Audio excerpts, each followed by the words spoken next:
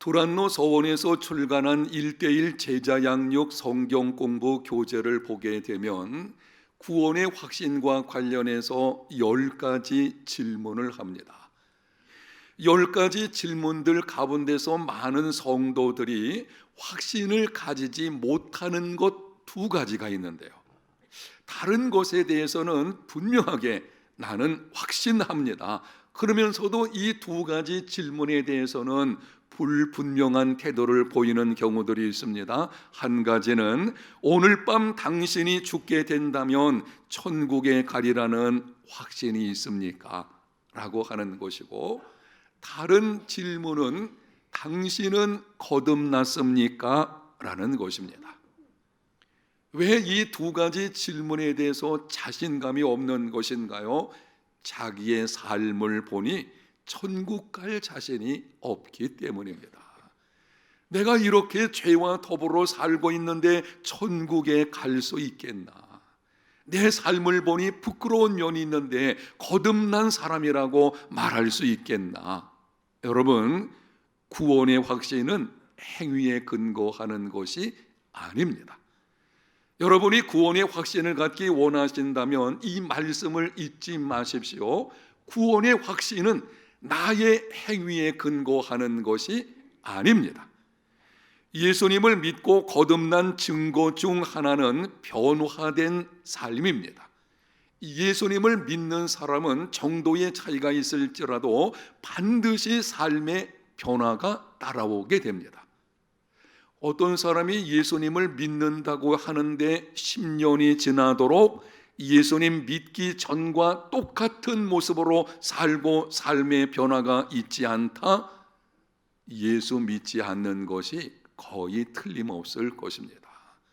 예수님을 구세주와 주님으로 영접하면 반드시 그 사람의 삶에는 변화가 찾아오게 됩니다. 행함이 없는 믿음은 죽은 믿음입니다. 그러나 행위는 구원의 결과이지 근거는 아닙니다. 내가 삶의 변화가 찾아오는 것은 내가 예수님을 믿음으로 구원받은 것에 대한 결과로 오는 것이지 그것이 구원의 근거는 아니거든요. 구원의 확신을 행위에 두지 마십시오. 구원의 확신은 감정에 근거하는 것도 아닙니다. 모든 사람에게는 감정이 있기 때문에 예수님을 알고 믿는 과정 속에 감정적인 반응이 따라오게 됩니다. 그런데 사람의 성격이나 삶의 배경에 따라 신앙의 감정적인 반응은 다릅니다. 어떤 사람은 예수님을 구세주와 주님으로 영접하는 순간 예수님을 인격적으로 만나는 그 체험을 통해서 큰 기쁨으로 넘치는 기쁨 가운데 있는 것을 보게 됩니다. 그런데 어떤 사람은 분명히 인격적으로 예수님을 만남에도 조용하고 차분한 기분을 느끼기도 합니다. 감정적인 반응은 서로 다릅니다. 그러므로 감정적인 체험을 하는 것은 필요하지만 감정이 구원의 확신의 근거는 아닙니다. 여러분의 감정에 구원의 확신을 두지 마십시오. 그럼 구원의 확신에 대한 근거는 무엇입니까? 영원히 변치 않는 하나님의 말씀입니다. 오늘 우리가 읽은 본문 1절과 2절에 하나님께서 바울을 통해서 우리에게 분명하게 말씀을 하십니다. 그러므로 이제 그리스도 예수 안에 있는 자에게는 결코 정죄함이 없나니 이는 그리스도 예수 안에 있는 생명의 성령의 법이 죄와 사망의 법에서 너를 해방하였습니다. 그리스도 예수 안에 있는 자에게는 결코 정죄함이 없나니 이것이 전부입니다. 결코 정죄함이 없다라고 말씀을 하시면서 그 앞에 붙여놓은 말씀은 그리스도 예수 안에 있는 이것이 전부이고 다른 조건들이 붙어 있지를 않습니다. 선한 일을 힘쓰기만 하면, 아니면 종교 행위에 열심히 노력을 하면, 아니면 스스로 정결케 되기를 힘쓴다든지 이런 조건들이 붙어 있지를 않습니다. 누구든지 무서운 죄를 지은 자라도 지금까지 잘못된 인생을 살았어도 연약하고 부족하고 문제가 많아도 예수 그리스도를 개인적인 구세주로 영접한 사람은 결코 정죄함을 받지 않습니다. 유명한 감리교 창시자인 요한 웨슬레가 한 번은 꿈에 천국에 갔다고 합니다. 자신이 감리교를 창시했기 때문에 궁금해서 물어보았습니다. 천국에 감리교인은 몇 사람이나 있습니까? 전사가 말하기를 아무도 없습니다. 깜짝 놀라가지고 그럼 장로 교인은 몇 사람이나 있습니까? 아무도 없습니다. 루터 교인은 몇 사람이나 있습니까? 아무도 없습니다. 요한 웨슬레가 물었습니다. 그럼 도대체 천국에는 누가 오는 것입니까? 천사가 말하기를 천국에는 오직 예수님 믿는 자들만 들어올 수 있느니라. 죄 사함을 받고 천국에 들어가는 것은 어느 교파에 속해 있느냐의 문제가 아닙니다. 어떤 형식으로 예배를 드리느냐 거기 달린 것도 아닙니다. 구원에 관한 가장 중요한 문제는 예수 믿는 믿음을 가지고 있느냐 하는 것입니다. 내가 지금까지 어떤 인생을 살아왔는지는 구원의 문제에서 중요하지 않습니다. 잘못된 인생을 살아왔어도 새롭게 될 수 있습니다. 무서운 죄를 범하였어도 용서받을 수 있습니다. 상처로 인해 정신적인 고통 속에 살아왔어도 회복될 수 있습니다. 누구든지 예수 그리스도를 개인적인 구세주로 영접하기만 하면 결코 정죄함을 받지 않습니다. 정죄함을 받지 않는다는 것은 버림을 당하지 않는다는 것입니다. 예수 믿는 사람은 죄를 짓는다고 해도 그 죄로 인해서 하나님께 버림당하지 않습니다. 예수 믿는 사람은 혹시 주어진 삶 속에 죄가 있다고 할지라도 장차 하나님의 심판대 앞에서 정죄의 심판을 받지 않습니다. 예수 믿는 우리를 향해서 하나님께서 선포하셔서요, 너는 의로운 사람이라. 우리 스스로가 의롭게 된 것은 아니죠. 예수 그리스도의 십자가 대속으로 말미암아 우리는 의롭다함을 받게 된 것이고, 바로 예수 그리스도 안에서 하나님께서 우리를 향해서 선포하셔서요, 너는 의롭다함을 받은 사람이다. 여러분, 하나님께서 의롭다 하시는데 누가 정죄할 수가 있겠습니까? 하나님은 한 번 말씀하신 것을 절대 철회하시는 분이 아니십니다. 그러므로 예수 믿는 우리의 구원은 확실합니다. 예수님을 믿어도 이 땅에 사는 동안은 연약한 육신으로 말미암아 죄를 짓기도 합니다. 죄가 전혀 없는 그리스도인은 없습니다. 예수님을 잘 믿는 사람이라고 하여도 죄의 문제로 갈등하고 탄식하게 됩니다. 오늘 본문 앞부분에 보게 되면 위대한 하나님의 사람 바울이 이렇게 고백을 합니다. 내가 원하는 바 선은 행하지 아니하고 도리어 원하지 아니하는 바 악을 행하는도다. 만일 내가 원하지 아니하는 그것을 하면 이를 행하는 자는 내가 아니요 내 속에 거하는 죄이니라. 오라 나는 곤고한 사람이로다. 이 사망의 몸에서 누가 나를 건져내랴. 대충 예수 믿는 사람의 고백이 하네요. 자신을 전부 하나님께 내어드린 정말 사명을 위해서 생명까지도 아끼지 않는 위대한 하나님의 사람 바울의 고백입니다. 바울의 마음속에서도 죄로 인한 갈등과 탄식이 있었습니다. 바울의 고백을 다시 들어보십시오. 만일 내가 원하지 아니하는 그것을 하면 이를 행하는 자는 내가 아니요 내 속에 거하는 죄니라. 나는 온전히 하나님을 기쁘시게 하기를 소원합니다. 정말 이제부터는 하나님 그분만을 위해서 죄를 멀리하고 다시는 죄를 짓지 않겠다고 결심까지 합니다. 그런데 내 의지와 결심과는 상관없이 내 속에 있는 죄가 내가 원하지 않는 일을 행하게 합니다. 이것이 이 땅을 살고 있는 그리스도인의 실체입니다. 여러분, 물론 예수님을 믿음으로 말미암아 우리는 죄를 짓지 않을 수 있는 존재가 되었습니다. 예수 믿기 전에 우리는 죄에 끌려 다닐 수밖에 없는 죄의 종, 바로 그 상태였어요. 그러나 예수님을 믿음으로 말미암아 이제는 죄를 짓지 않을 수 있는 이런 사람이 된 것입니다. 그럴지라도 이 땅에서 우리가 살아가는 동안은 우리 속에 있는 타락한 본성이 여전히 남아있기 때문에 자주 흔들리게 되는 것을 볼 수가 있습니다. 그래서 사도 요한이 그의 서신에서 이렇게 말씀을 합니다.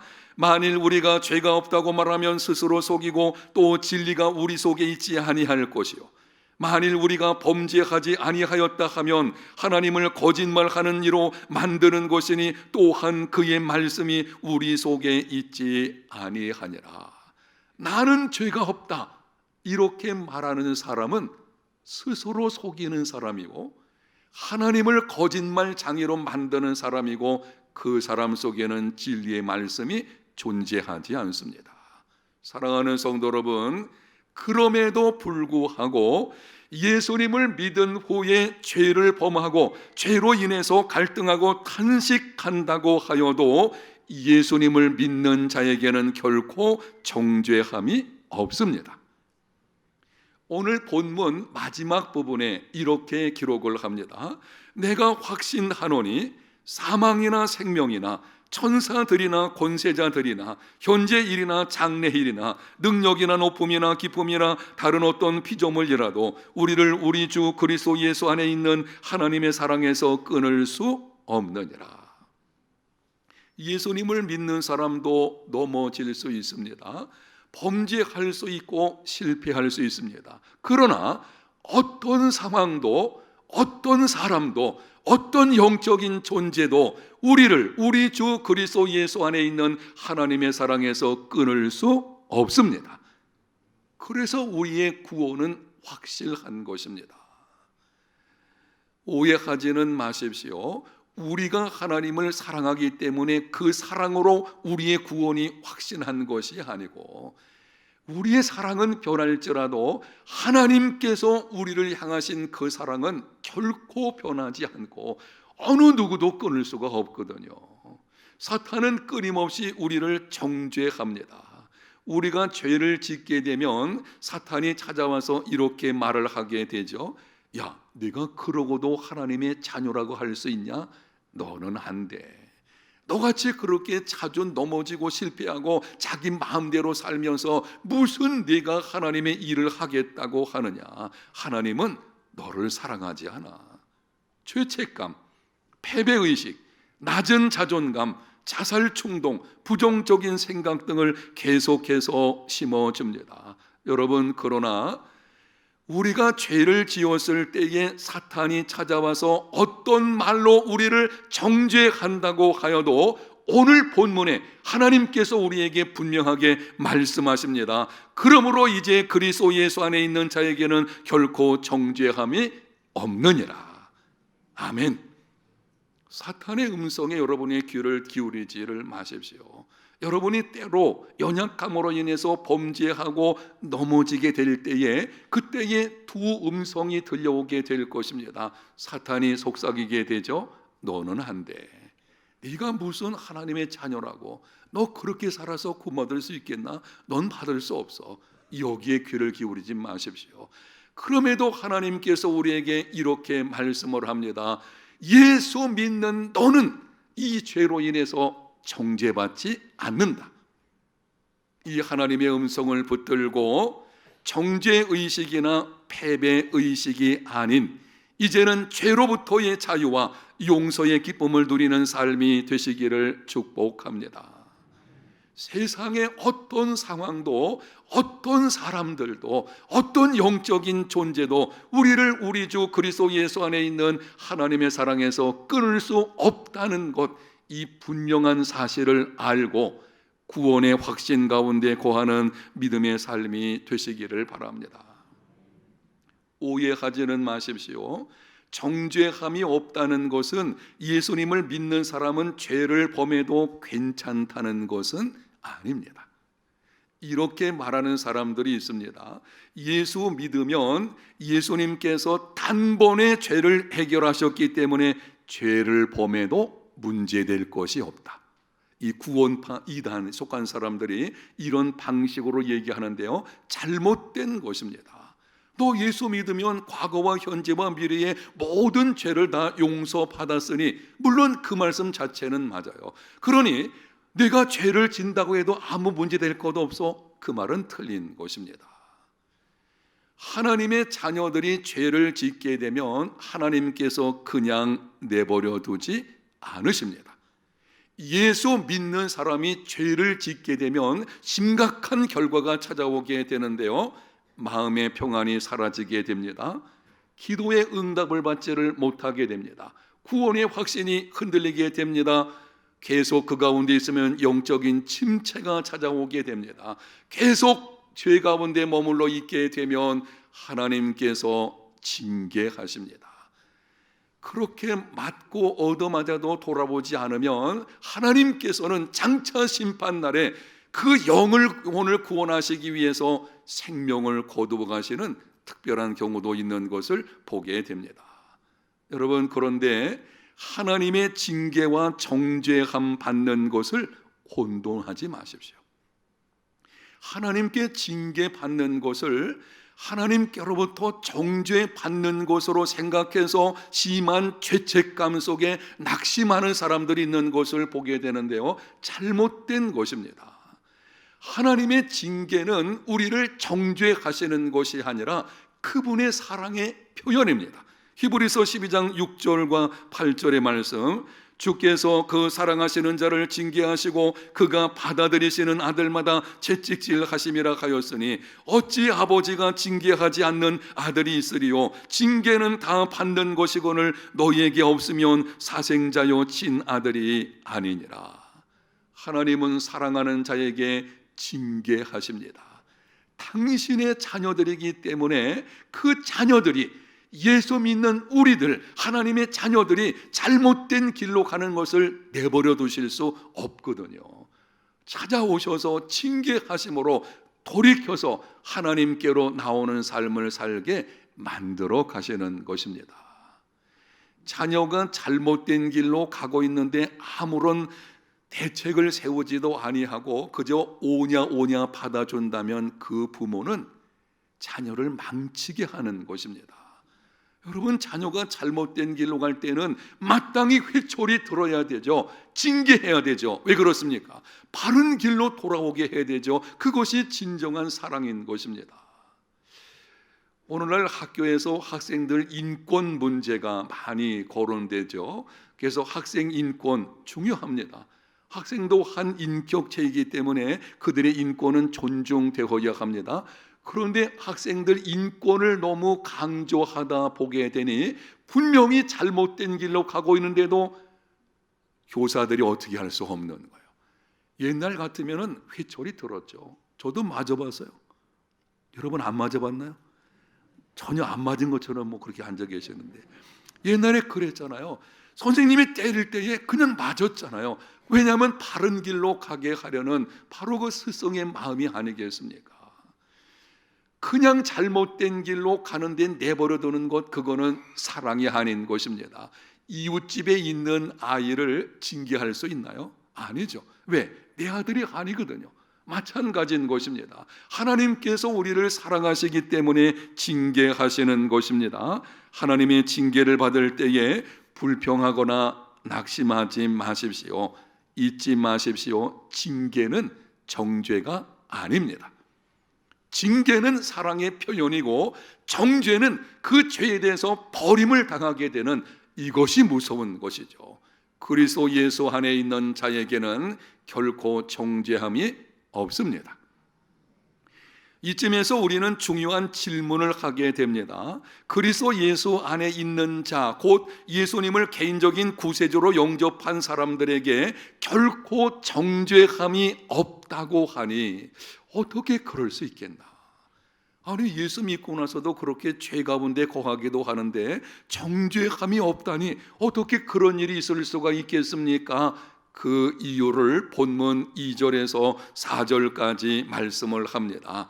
2절에서 4절까지 내용은 구체적인 것은 다음번 시간에 말씀을 드리게 될 것이고, 오늘은 이 말씀을 전체를 쉽게 정리해서 말씀을 드리게 될 것입니다. 주목해서 들어보십시오. 모든 사람이 죄를 범하였고 죄로 말미암아 정죄의 심판을 받게 되었습니다. 하나님께서 이러한 인간의 비참을 보시고 자기 아들을 죄 있는 육신의 모양으로 보내셨습니다. 십자가 죽음에 내어 주심으로 우리의 모든 죄값을 담당시키셨습니다.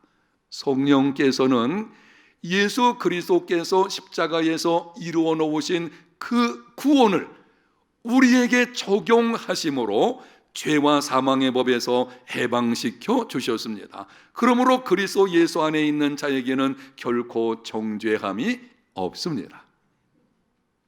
말씀드린 것을 여러분의 이해를 돕기 위해서 더 쉽게 드리면 이렇습니다.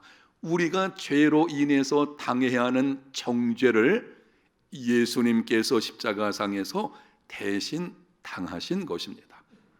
예수님이 우리가 당해야 되는 모든 정죄함을 다 당하셨기 때문에 예수님 믿으면, 예수 믿는 것은 그분과 연합하는 것입니다. 그분께서 이미 다 담당하셨기 때문에 우리는 더 이상 믿음 안에서 정죄함을 당하지 않습니다.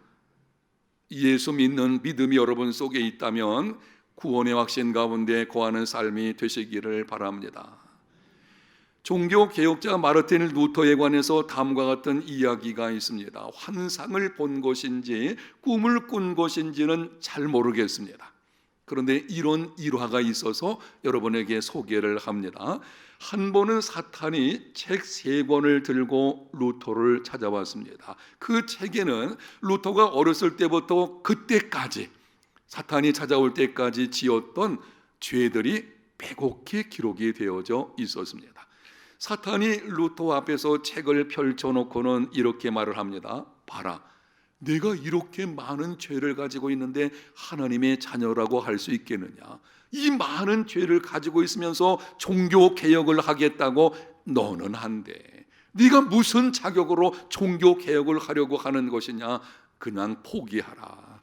그때 루터는 조용히 책상으로 가서 펜을 들고는 붉은 잉크를 찍어서 한 장 한 장 페이지마다 이렇게 기록을 했습니다. 그 아들 예수의 피가 우리를 모든 죄에서 깨끗하게 하실 것이다.